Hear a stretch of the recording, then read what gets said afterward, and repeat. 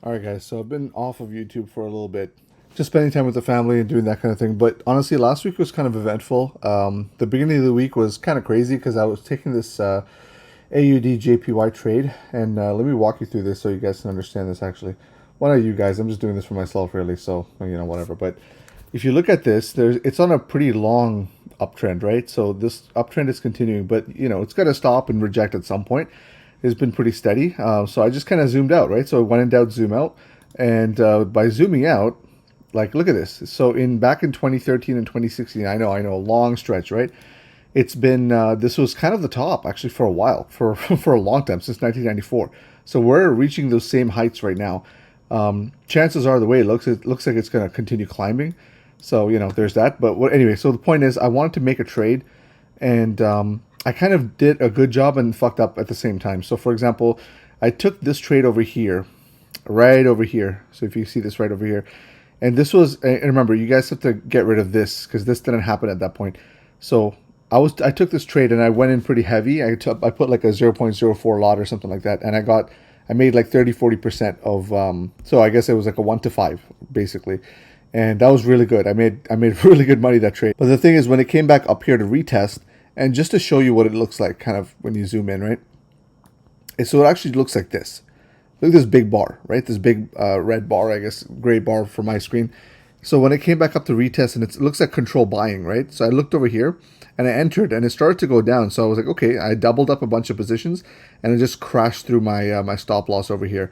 So that didn't work out. So I actually ended up giving a lot of it back, and then I was gonna see really like where it's gonna start bouncing back again. I put in this thing, it failed me again. So I was down from, I was up what, like 440 or something like that. That was my account balance. I went down to like 150. It was really, really bad. But then I was like, no, you know what? It's going to bounce at the weekly. And this is the same resistance that it was at, back in 2016 or something like that. So I just went heavy. I went heavy. I went into price action. So if you go down to the 15-minute chart, the way you see it here, look at this, right? You see this kind of drop, this like wick, a drop, and it keeps climbing, but it started to teeter. So I started to add 3, 4, 5 positions over here, up here, and then boom, went all the way down. So I capped it off at this right over here. So I kind of nailed this trade, and I did a pretty good job at it. It was further down, but I moved it up because I got really scared and I pussied out. But it is what it is.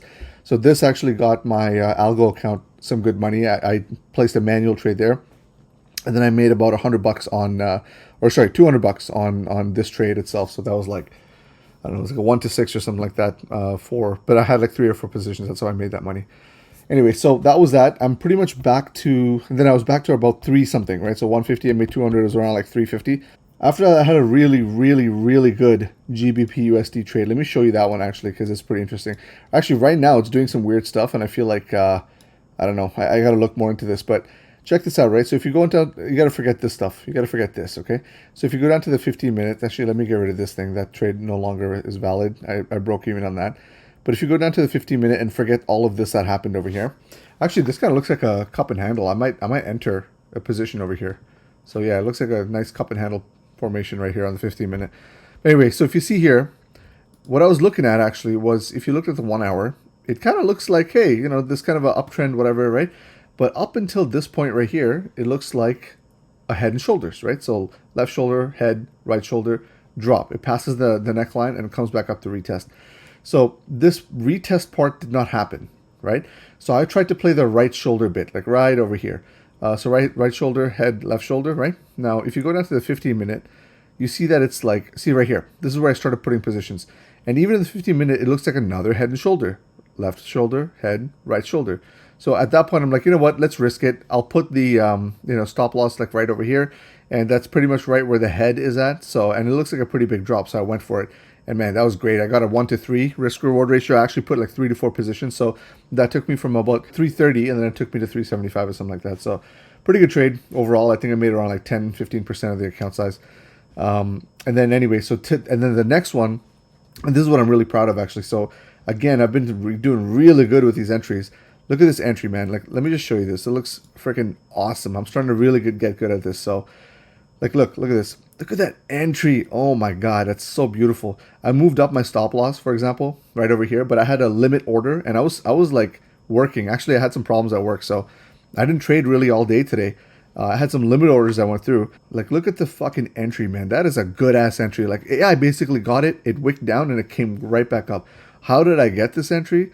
Again, it's just the unmitigated wicks. I'm just trading off of wicks. So, for example, it bounced over this, this whatever symmetrical triangle pattern, but it didn't really test this wick here. It didn't really test this little area, right? This gray bar here before.